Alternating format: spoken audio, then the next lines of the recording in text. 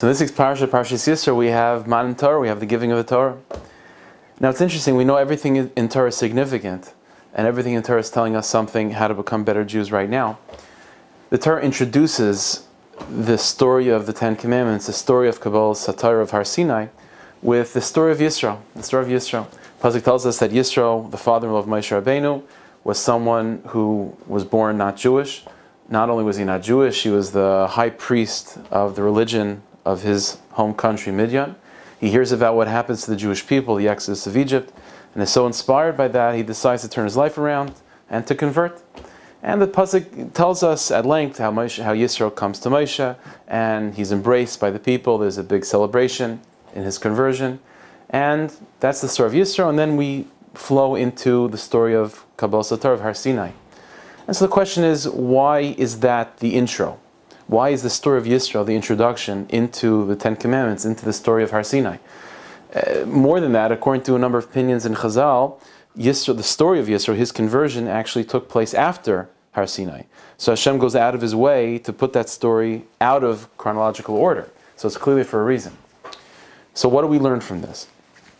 So one of the things that we can learn from is the following. The Gemara says that before Hashem created the world, there was something that He created first, to sort of be the backdrop and the foundation upon which the world should then be created.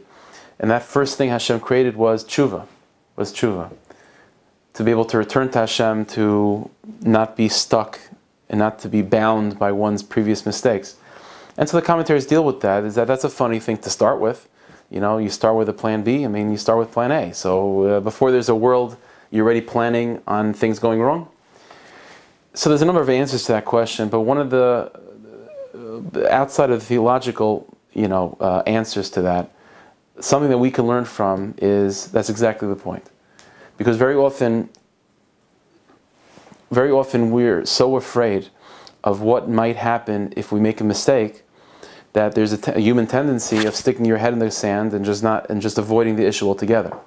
In order to give the world the confidence to be able to handle life and to accept the challenges and the responsibilities of life, knowing that it's very likely that there's going to be difficulties along the way and mistakes made along the way. So the first thing Hashem establishes is tshuva.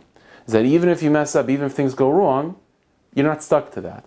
And you could always just turn another leaf, open a new chapter of your life, and redefine yourself.